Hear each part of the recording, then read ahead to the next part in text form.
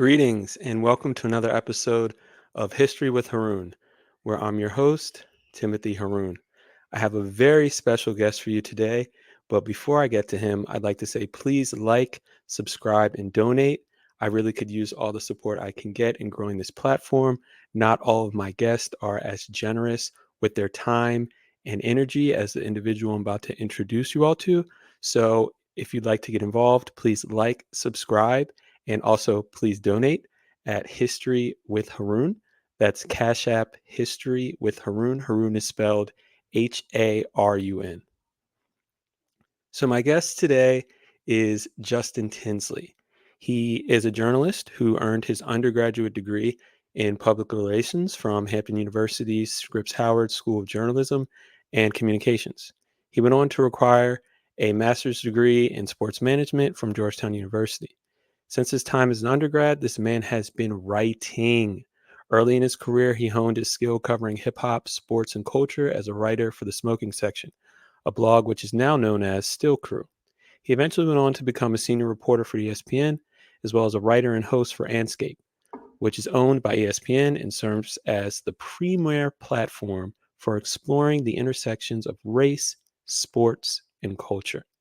In 2021, he narrated The King of Crenshaw, part of ESPN's 30 for 30 podcast series that highlighted the impact of Nipsey Hussle's legacy as it relates to the world of sports. These days, you can catch Justin Tinsley sharing his sports knowledge on ESPN's Around the Horn, where he has a winning percentage of 25.2% and recently won his 32nd victory on his grandma's 93rd birthday. Happy belated birthday, Miss Clementine. Justin is also the author of a biographical book on Christopher Wallace called It Was All a Dream, Biggie and the World That Made Him. USA Today calls it a deeply rooted saga of the ephemeral yet colorful life of the notorious B.I.G. I have my copy. Please make sure you get yours. Please make sure you get yours. Without further ado, Justin Tinsley, thank you for joining us, brother. My man, thank you so much. That was an incredible intro. That's probably the best intro I've ever had. That Wow, wow, You wow. gotta For real, copyright wow. that. That was a good one. Hey man, you put the work in. I You've been appreciate putting the that, man. work in for the last, I'd say 18, yeah, Yeah. 18 years now. Yeah, it's 18 it's years been now. it's been a long time, bro. Like I've known you for a long time. Obviously, we've known each other for a long time. And we've always had like these conversations about these sorts of topics, whether it be sports or whether it be music, or whether it just be something about Black life in America in general, Mm. right? And so, yeah, I guess if I had to pinpoint a start, bro, I would really credit probably my senior year at Hampton, and I was like the co-sports editor for the Hampton script. And so I got a Mhm. chance to like assign stories, but also write stories. And I was like, this is pretty cool. I don't know how I would turn this into a career, but if something ever lucked up for me, that this would be a cool career, I think. And thankfully it took a while, but it worked out. For sure, man. I mean, yeah, I remember when you were a senior and I was coming in, so you were leaving Yep. as I was coming in, and like you said, you were writing for the script and you had so much knowledge about many things, but your writing ability and your love for sports is what stood out. I remember you had the Carmelo, no, was it the King James high school jersey, the Oh yeah, yeah. authentic high school jersey was the Yeah, King the, James joint? the McDonald's joint. The Yeah. McDonald's Uh-huh. joint. Yeah, I was like, Mhm. okay, this man's official. This Yeah, man's official. He's not playing. So yeah, man. like I said, thank you. You've been a huge support to my career, but also my development as a young man. But enough of all that. We came here to talk Yep. about Malcolm X. Yeah, we did. And We did. in a few days, Malcolm X would have been 99 years old. Malcolm X was born May 19th, 1925 in Oklahoma. I'm sorry, Nebraska, not Oklahoma, Omaha, Nebraska. And Justin here is here to offer some insight into the fallout between Malcolm X, the Nation of Islam, but specifically the fallout between Malcolm X and Muhammad Ali, because Justin covers sports and culture, and as we all know, Muhammad Ali is an icon as it relates to world culture, but he made his impact through sports as a young 20-something-year-old, becoming the one of the youngest heavyweight champions of the world as Cassius Clay Hmm. at that time. So, that's why Justin is here. And yeah, so where do you want to begin, Justin? Man, it's just, I think people will most readily recognize this friendship based off, probably in recent memory at least, through the movie One Night in Miami, which I thought was a brilliant adaptation of the night that Cassius Clay at that point in time captured the World Heavyweight Championship over Sonny Liston. So I think that's what people really, at least 30,000 feet in the air, that's what they know about Muhammad Ali and Malcolm X. But to talk about that, man, like that story goes back to Malcolm's birth. That story goes back to Muhammad, Cassius Clay's birth rather, in Louisville, Kentucky. And so that, I don't know if we have enough time for all of that, but I think the most fascinating part, if we want to start with their friendship, I think the most fascinating part was that, like, they weren't friends for a long time. This was Mm, because obviously, Malcolm dies in February 1965, and their quote unquote fallout happens around spring, early summer 1964. So, I mean, their friendship started, I would say, maybe 62. At some point, when obviously when Ali was still Cassius Clay and he was working himself up through the boxing ranks, and you know to me, man, what's really important to note is that at one point the nation didn't look at sports as something to be celebrated. It was kind of like immoral in a sense. Um, but the more that Cassius, and I'm only calling him that because I'm just using it as a timestamp. You know what I mean? Uh, I understand. Yeah, so the more that Cassius began to hang out with Malcolm, who of course was one of the most recognizable, honestly, the most recognizable person of the Nation of Islam outside of Elijah Muhammad, right? For sure. So this is just like now. You see celebrities interacting with each other. This was, the early 1960s radical activist version. You know what I mean? Right, But right, like right. these people were very recognizable. And so the nation starts to see, Ali is like, yo, he's one of the best boxers in the world. He's vying for the world heavyweight championship. And they could see that, like, maybe our message could spread through this, once in a lifetime athlete. And so when you go back and look at magazines or newspaper clippings or whatever the case may be from that time, you'll start to see Cassius Clay's name being linked more with Malcolm X. And people were starting to ask, is he part of they called them the Black Muslims at that point? People were really starting to speculate. And so by the time that the fight came around in February 1964 against Liston, Malcolm and, again, at that point in time, Cassius were very close.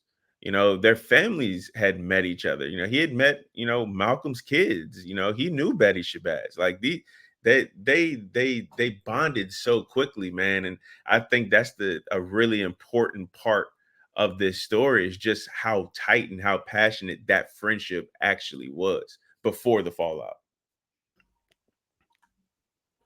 Absolutely. And how long did you say their relationship lasted up until I would, Malcolm's eventual assassination?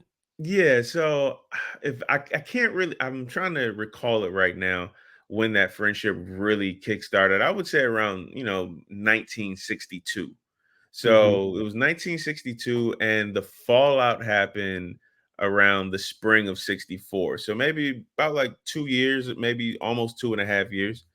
And when you think about where, and it's great. This is history with Harun, right? Like, now we have to go back and trace history. Like, Yes, what the sir, yes, hell was sir. going on in 1962 to spring 1964? Like, what was going on there? Obviously, Vietnam is becoming more Mm, and more of this undeniable reality, this unwinnable war that America finds itself in. Obviously, the civil rights movement and things are going on, but then you have tragedies such as Medgar Evers' assassination. You have Mm. the Birmingham bombing, and so like Yeah, yeah. all these things, the March on Washington, all of these things are happening during their friendship. And Cassius at the time is listening to Malcolm speak about like this is what the black man in America, this is what his role should be. This is what he should stand for. This is what he should do for his family. Like he's not being So, like militarized by any means. is it safe to say that it was Malcolm X's energy that jump-started Cassius Clay's inspiration to become a Absolutely. member of the Nation of Islam? Yeah, man. I look, man. You think like when you think of Muhammad Ali, right? You think of the most vibrant, energetic person to ever Right, live. right, right, This is Muhammad Ali's big homie. This is who he looked up to. So like right. if Muhammad Ali had this once in a lifetime energy, like what do you think Malcolm had? And so he's here. And again, Malcolm isn't preaching to this dude like, come join the nation, come join the nation. He's just talking to him about his views in life, whether it be religion or whether it just be black man in America or whatever. And so, like, Cassius is 21 years old at this time. He's got the world in his palms and he's listening to this dude that's, you know, he loves what he's saying. So he naturally wants to be like, yo, let's kick it a little bit more. Obviously, he didn't say that, but he's like, yo, let's kick it a He little could bit have, more. And he could have. yeah, You gotta yeah. remember Malcolm X is, he was around the town Oh prior man, to look, his yeah, conversion. but He was a man before Malcolm X, there was of the Detroit Red. streets. He was doing Yeah, some interesting things boy, prior yeah, to his, Malcolm. his conversion through the most honorable Elijah Muhammad, who really redeemed him in many ways. He saw Elijah Muhammad as as a father figure. Yeah, yeah, absolutely, man. Like Malcolm was running the streets. Malcolm was he. What the kids say nowadays, Malcolm was outside.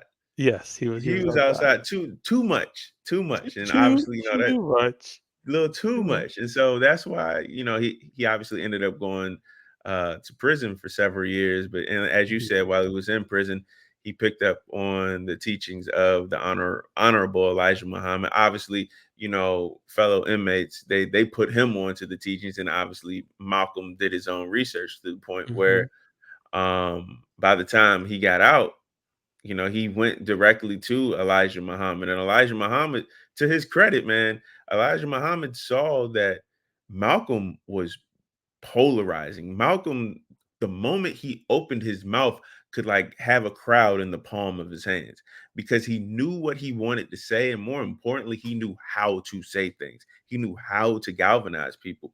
And mm, again, to Elijah Muhammad's credit, he used that to his benefit. And Malcolm brought so much awareness to the Nation of Islam, which wider America knew at the time as quote unquote the Black Muslims. mhm. So for those who are listening who don't know, can you please just touch a little bit on what led to Malcolm's fallout with the nation, as well as his fallout with Muhammad Ali? Yeah, yeah. I mean, this is where the stories really start to get intense. And just before I keep going, one thing I do want to say, if you've never read the book, it's called Blood Brothers by Randy Roberts and Johnny Smith, and it's basically called Blood Brothers: the eternal friendship and fallout of Muhammad Ali and Malcolm X. And they talk about both of their histories as individuals, then their history together. So, and I've had multiple conversations with Johnny Smith about this, and I've written on it a lot as well. By 1963, I think we have to focus on Malcolm first. By 1963, Malcolm and the nation, they're starting to butt heads, I guess you can say. Um, for the most part, Malcolm really did not leave Harlem. He did not leave New York City. And parts of Malcolm wanted to go to other places and spread his message. He wanted to go down south when these attacks were happening, when Medgar Evers was assassinated. He wanted to go down there and lend whatever he could offer to the situation. But the nation really wasn't trying to do all that. They didn't want him associating with the other movement.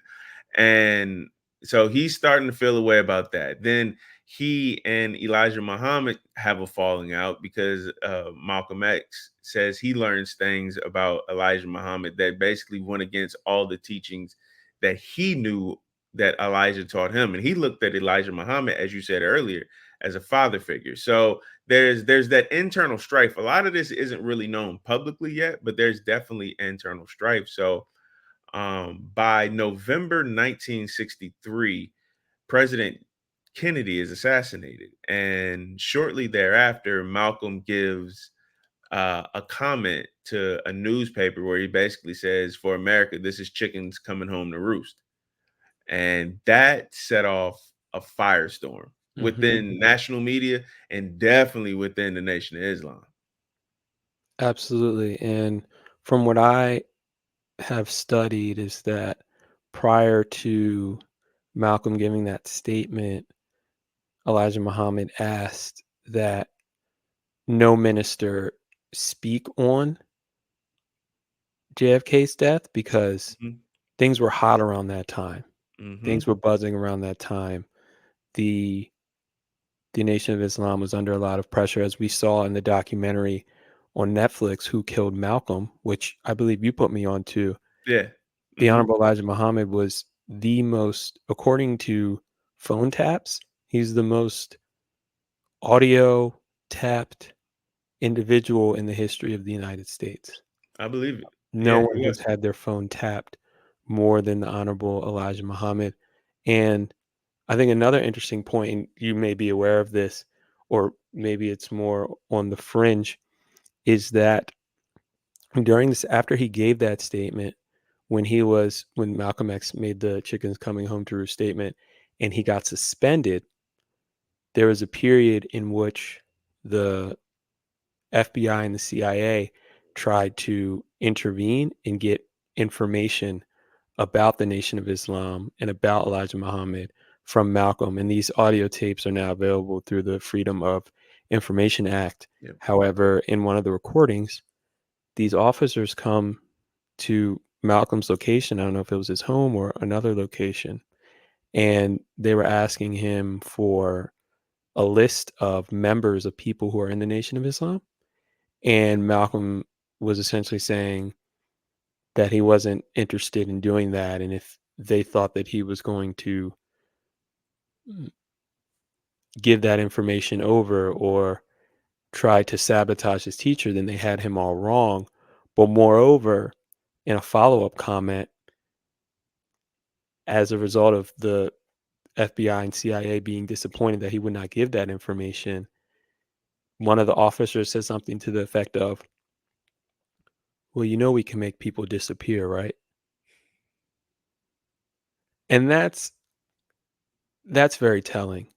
That's Hmm. very telling. So, I mean, we're now at a point where the two individuals who were initially convicted of the murder of Malcolm X in the 60s have now been exonerated. I know one is for sure still living. I don't know if the other one I At don't the know if the other one's time still when alive. that documentary came out, one was still alive, but the other one had passed away years Okay. earlier. Yeah. Days? No, years earlier, years Years, earlier. okay, years Yeah, years earlier. earlier. Mhm. So, the question now is what exactly how culpable was the FBI and the CIA and, and maybe decades until we figure that out. Another topic that I wanna get into around this same theme is Muhammad Ali Yeah. and how the fallout affected him, 'cause we're talking about, it's Malcolm X's birthday coming up, Mhm. he'd be 99, and what impact did the fallout have on Muhammad Ali, who was possibly the largest public figure at that time along with the Beatles? Yeah, yeah, I mean, put them right there together, right? Um, so the fallout, let's go back a few months. Obviously, we talked about the chickens coming home to roost comment, but around that same time, and for months earlier, of course, Muhammad and Malcolm had been hanging out with each other. And, Muhammad, well, Cassius Clay again at that time, had been going to, meetings, Nation of Islam meetings, to hear different ministers speak, including Malcolm at points. So he was already interested. The press was already starting to pick up on these things, to the point where when the fight happened on February 25th, 1964, there was so much press and so much security in the building that, at that point in time, it was one of the most covered spectacles that anybody had ever seen. And so he wins that night. Obviously, he kicks it with Malcolm. He kicks it with Sam Cooke and Jim Brown later that night in Miami, and that's where the movie comes from. But on March 6th, 1990, not excuse me, not 1994, but March 6th, 1964, that's when the Honorable Elijah Muhammad announces basically that Cassius Clay is now Cassius X. And lit Mm, Yeah, and mm. so, yeah, the rumors are true. He's one of us. Wow, wow, wow, he on That's this side, basically he on what he this was side. saying.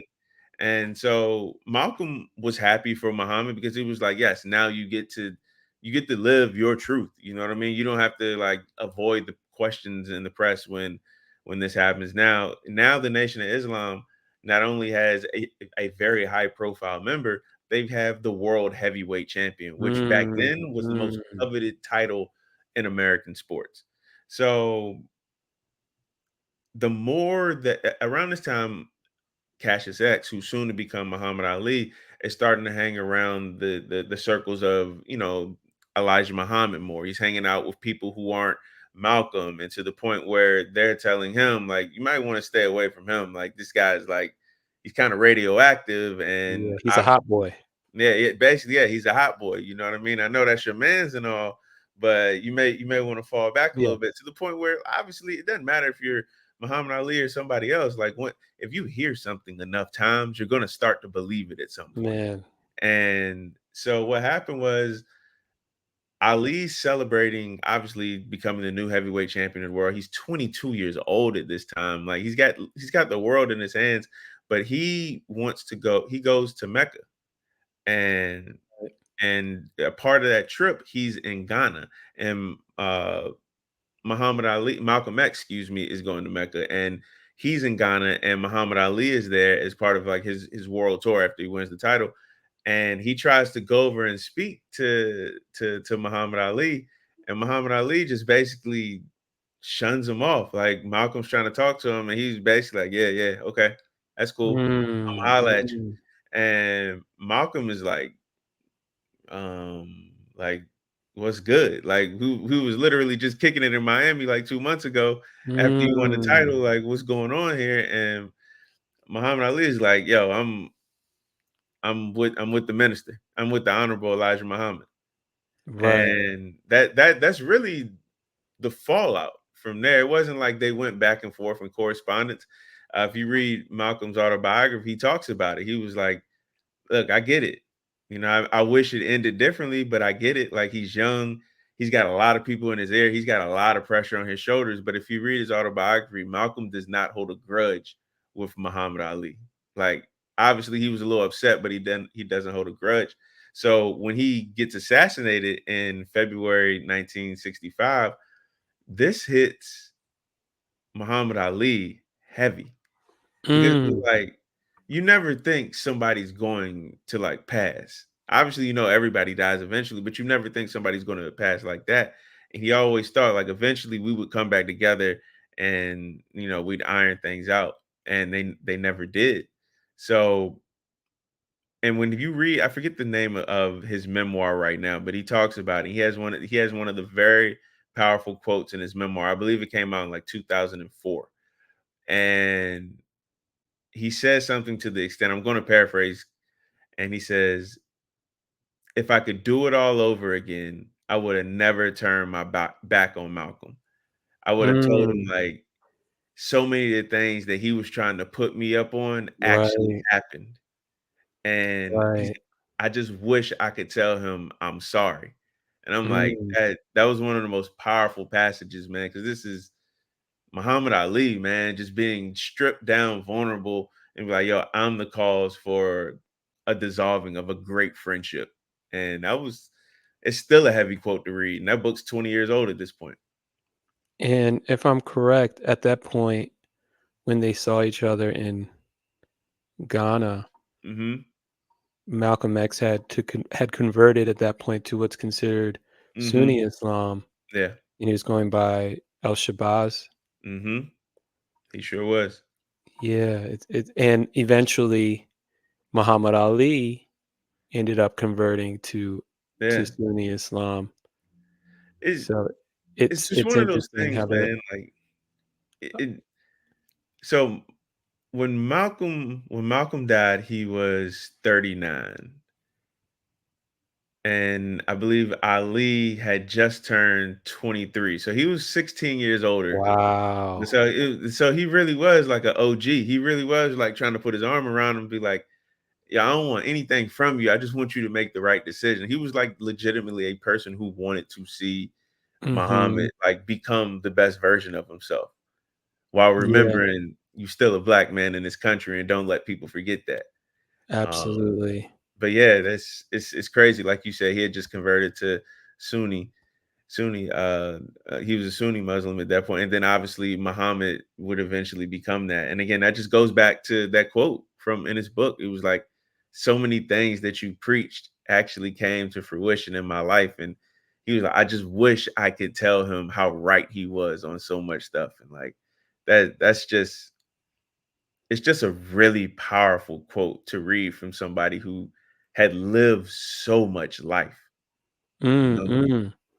Yeah, Hmm. Malcolm X was so ahead of his time, and he's obviously revered in world history now, and in Hmm. American history many ways. I also think there, and we spoke about this a little bit with Muhammad Ali, is that I feel as though one of the reasons why Malcolm X is revered as he is today is because he's not physically here, and Yeah. because he's not physically here, the ideas and the energy that he had to transform America, thus the world, are not a threat in the same way in which they were during the 1960s. How do you feel about that?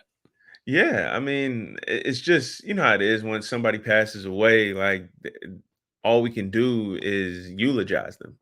In some ways, critique them as well, but like uh the fact that he's been gone as long as he has been, again, like we never lived in the same world where Malcolm X lived. You know what I mean? We just heard about him. Like he is an urban legend at this point who actually lived, and we have footage of him. So uh yeah, he's not here to defend himself, but he's also he gets to see his legacy become larger and respected in ways that when he was alive it never was. And if there is some solace, if there is some silver lining in such a tragic, assassination that was his, you kind of hope that's it. That like people realize and understand what he was trying to say, but also at the same time too, like realize what he's trying to say and what he was trying to do, and just how difficult it is to change things. Like there's so many people who've given up their lives for Right. that cause, man, and that's some powerful stuff when you really think about it. And Malcolm X obviously is one of those people. Giving up their lives at a young age. I mean, Man, I like, arrived on the day Fred Hampton died. yeah, Real just ninjas just multiply. multiply. You know what I mean? And that man was 20 years old.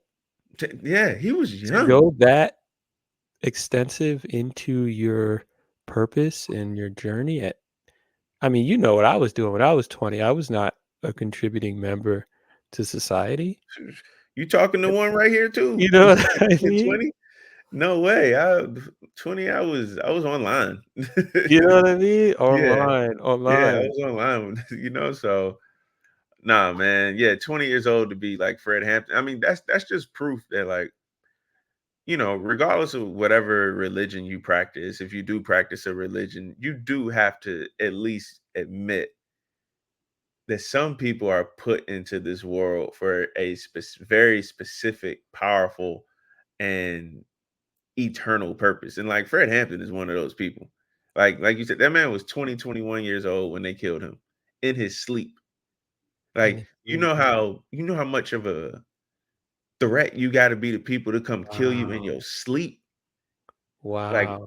that's some powerful stuff, man. And he was never one of those dudes that like advocated like go out here and cause violence, rah, rah, rah. He was just like, yo, we just tired of being trampled on. We tired of being pushed around. And ain't nothing Yeah, wrong with pushing back if you get pushed, you know? So absolutely. and the thing that he quote unquote messed up on was he wasn't just riling up black people, he was riling up like poor white people, Mhm. poor Hispanics, and basically saying like, look, we all got our cultural differences and we all got different experiences how we was raised, but we all subject to poverty right now. We all subject to some like Man, really inhumane stuff. If we rally together, we can overthrow this. And like the feds see that and be like, whoa, whoa, whoa, whoa, whoa, whoa. yeah. It's bad enough you get black people together, but you getting the whole rainbow together? Absolutely not. You know? So Yeah, I mean, the '60s was a wild time yeah. with COINTELPRO, and the feds were essentially playing whack-a-mole Man, they with was doing a black good job youth. at it too.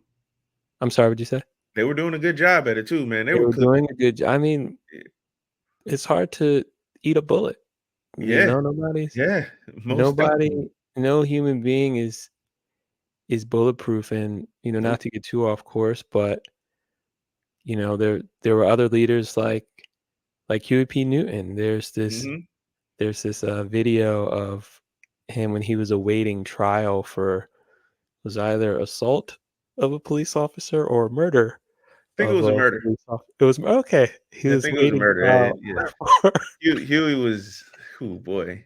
but outside the courtroom in Oakland were white people with free Huey signs.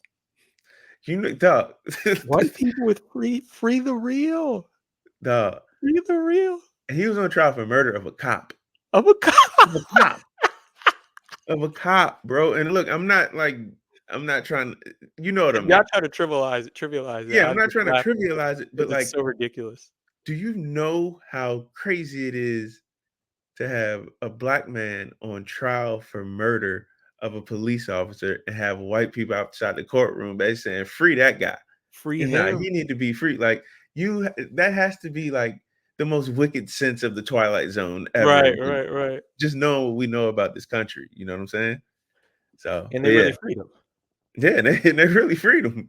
And they really freed him. But yeah, so another thing I want to touch on before we get out of here is the Nation of Islam's impact on sports and culture as a whole. In the 60s, you had Muhammad Ali, who really put the, I'm not going to say he put the nation on his back because, the nation was founded by Master Fard Muhammad. He From raised a up sports perspective, he did. Yeah. the honorable Elijah Muhammad, and there's a period of secession, but for the culture, like Ali kind of put the nation on his back, and then nowadays the athletes, the rappers, they love Farrakhan. By the way, Farrakhan recently turned 91 years old last week 91. Wow. in 1933. Yeah. Speaking of culture, I know you cover. Obviously, I know you as a human being, so you cover culture in music. Do you know that Farrakhan is a classically trained violinist and a calypso singer? I think I heard about the violinist part. I did not know about the calypso singer. Okay, so he'd been playing the violin since he was a toddler, since he was like 3. You know what toddler age is. Yeah. You have a Most child. definitely. What is 4 a toddler? I think when you get to like 1, you're technically a toddler. You're one. And Okay, I think toddlers go from like 1 to maybe 3. Don't quote me on that, okay, but okay. Got you, yeah. got you. I just know I'm in the toddler phase right now. Where yeah, yeah, yeah. You in the trenches. So For sure. Farrakhan is a classically trained violinist who was playing since he was 4 years old. So I'll send you a YouTube video of him playing on one of the Tonight shows as like a 16-year-old. What? Yeah, no, you gotta send me Yeah, that. I he's love playing on videos one of the like that. Tonight shows as a 16-year-old in the '40s, and Wow.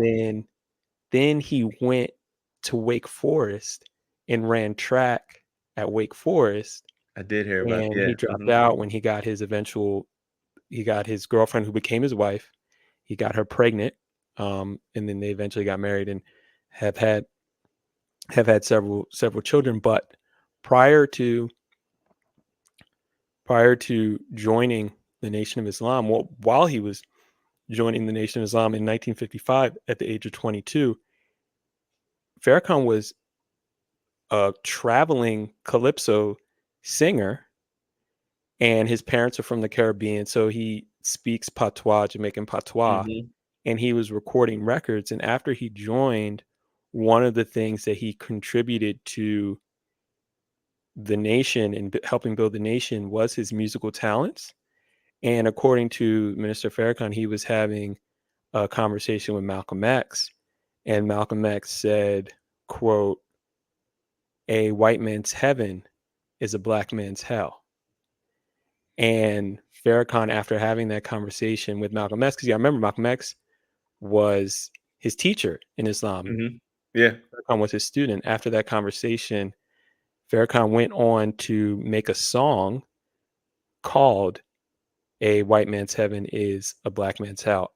Now, I'm not sure if that's the song that set a Billboard record, but he had a at one point he had a Billboard record for a song that charted. But that's not my point. My point is Imma go look Farrakhan's that up. I musician. did not know that. Yeah, he's him, bro. He's I did Himothy. not know He's that. the real Himothy. He's the real Himothy. So, but my overall point is that you had Elijah Muhammad in the '60s who was beloved by Muhammad Ali and thus Mhm, likely got support from other entertainers. He really liked Elijah Muhammad really liked James Baldwin. He's a big fan of James Baldwin. He tried mhm. contacting him, asking him what his religious history was.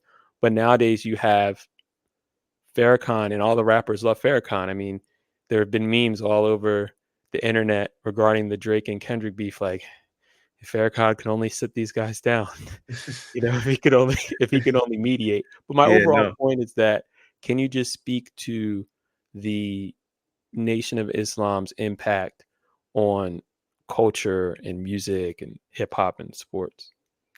Man, like, obviously, when you see hip hop, there's so many tenants, at least early on, that really were rooted in that whole era of America. You know what I mean? The civil rights movement, the Black liberation movement, Black Power movement, Nation of Islam. Like when you listen to stuff like Public Enemy, you can see like direct influences with the Nation of Islam. And we know how important they are in terms of just, protection and security. Like you especially in the 90s, you would hear like, oh man, so and so's got the fruit of Islam protecting them. That mean they got like the top of the line security. At least that's what the reputation was. You know what I'm saying?